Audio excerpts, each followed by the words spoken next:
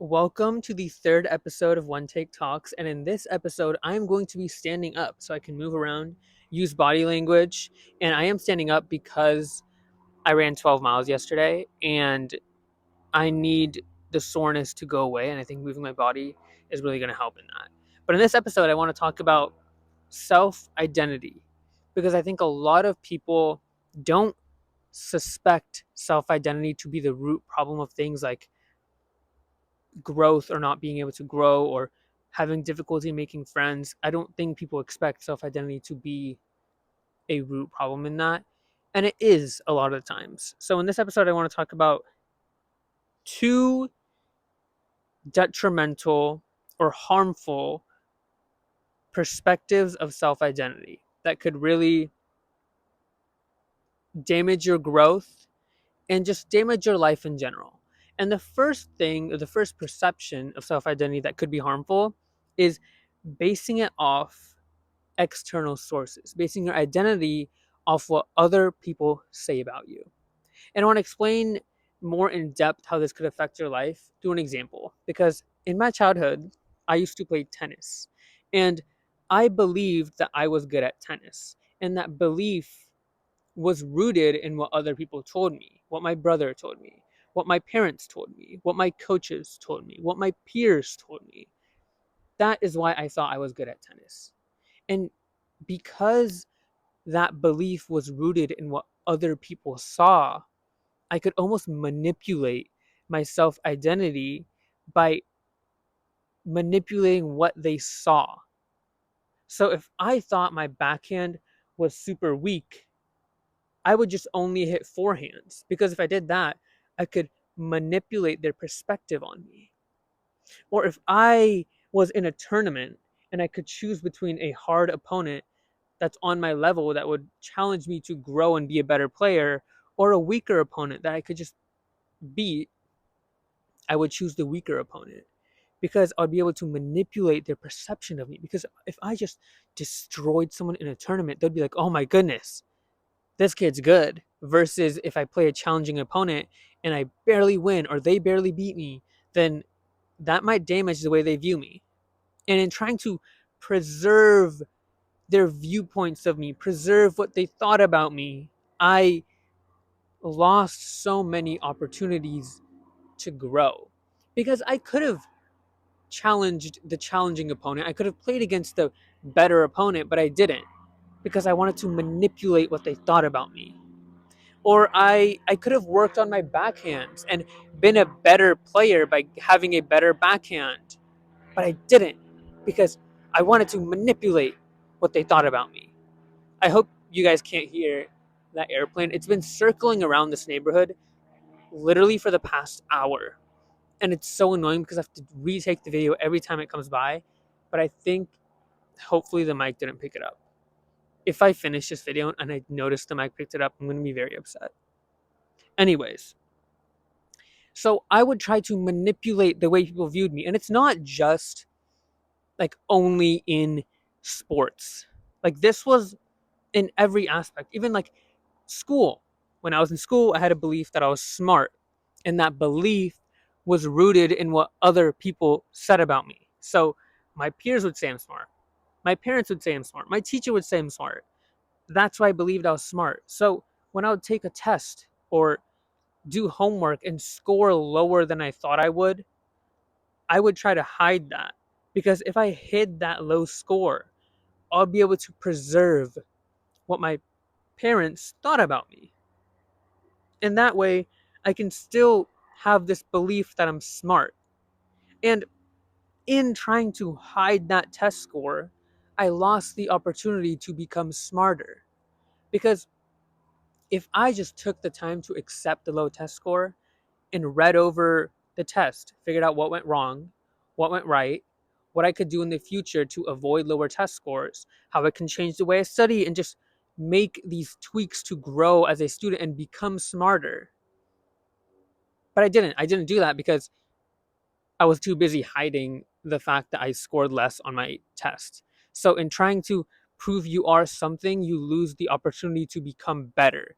If you if your self-identity is rooted in external sources. So that's the first perspective that I find to be very detrimental when it comes to growth or just living a fulfilling life and reaching your goals. The second perspective that, and by the way, I have gone through both of these, so pretty unfortunate, but the second perspective is having a belief that self identity is permanent. Because after I noticed how basing my self identity on external sources was bad for me, I tried to make it based on what I thought about myself. But once I based it on that, on how I thought about myself, I thought my self identity was permanent. So if I thought I was smart, then I gotta, I like this is permanent. Like I am smart, and if something in my life, if I score low on a test and it changes that perspective, then I'm just not smart for the rest of my life. Like that's permanent. So I tried my hardest to protect the beliefs I had about myself. And the main beliefs I had about myself during that time were one, that I'm smart, were two, that I'm athletic or especially good at running track and field because I was a very fast person, very quick at running, sprinting in my childhood and just throughout middle school and stuff. And in my freshman year of high school, I joined the track team. And when I joined the track team, I realized that I was very slow compared to before. And that was because I went through this phase where I just didn't do any exercise and played only video games. So it adds up. But when I joined the track team and realized that I was slow, I thought my identity was permanent. So I thought that if I am slow right now, then I'm slow forever. So I tried the hardest to protect the identity that I was fast. So I thought to myself, maybe it's because I didn't sleep enough. Maybe because I didn't eat well enough. Maybe because I'm just feeling a little antsy or like I'm just nervous. I would just make up reasons, just random reasons as to why I'm slow today to protect the fact that I'm smart because I do not want that permanent identity to be damaged. And even later in the season, I injured my left hip. And once I injured my left hip, I was thinking, okay, maybe it's because I'm not stretching enough. Maybe because um, my leg lengths are different. Maybe because it was the shoes I wore. Maybe it was because I'm not just random reasons. But the last thing or the thing that I very much avoided believing was that I injured my hip because it was weak. Because if I thought that, that would challenge my belief that I'm athletic. That would make me think that I'm unathletic. And if that comes into my brain, like if that thought comes to my brain, then that's going to undermine the belief that I'm athletic. It's going to change that permanent perspective and then make me think I'm permanently unathletic. And that's terrible. I don't want that. I want to protect my identity. Like this is permanent. Like I can't lose my identity. And the same thing went for being smart. Because I thought my identity was permanent, I would try my best to take classes that would prove that I'm smart.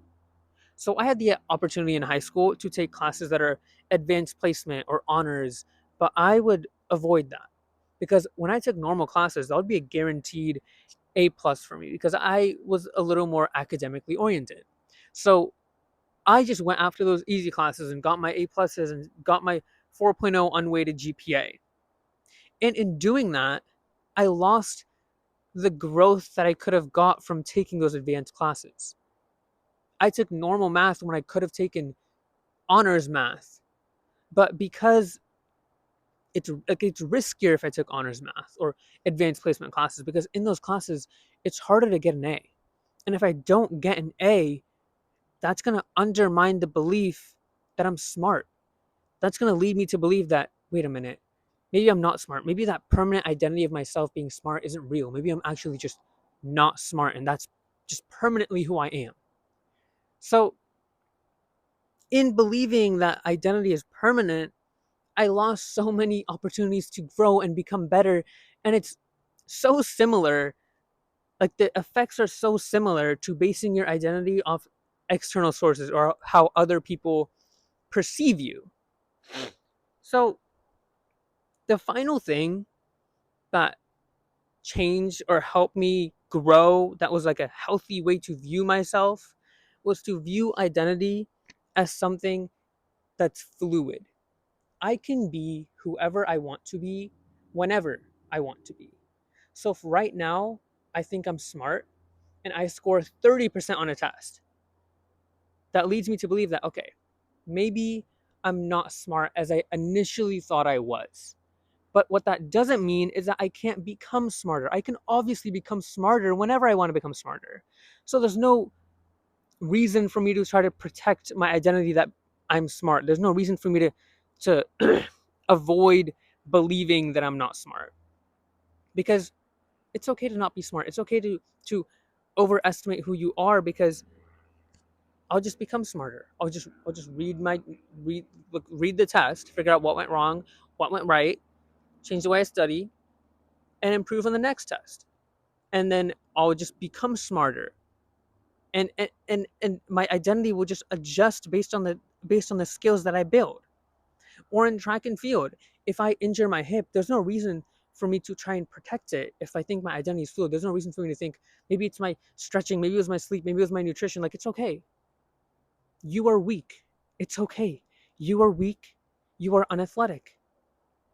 That doesn't mean you can't ever be strong. You can't ever be athletic. No, it's okay. Like, I was weak, so I went to physical therapy. I strengthened my hip, and I got back into it. And I became faster, and I became more athletic, and I became stronger. And once I employed that belief that identity is just fluid, I was able to do the things I want to do. There's no need for me to protect my identity. There's no reason for me to manipulate what other people thought about me. No, it's just, if I'm not something right now, I'll just be that thing in the future. So change the way you view yourself and your self identity. Because I just listed two of like the main ways that impacted me in a detrimental way.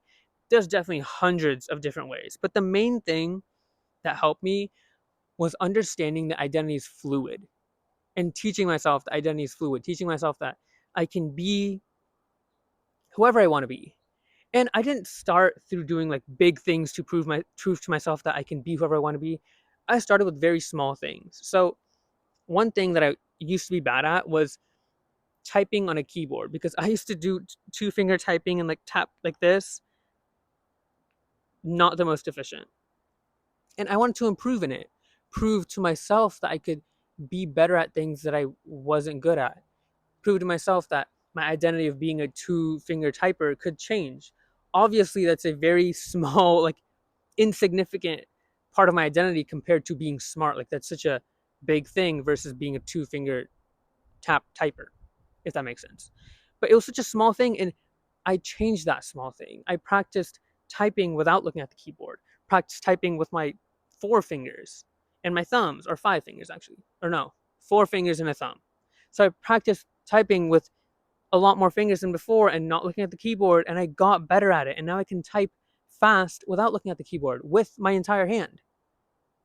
And that changed my identity. That proved to myself, wait a minute, I'm not permanently a two finger typer.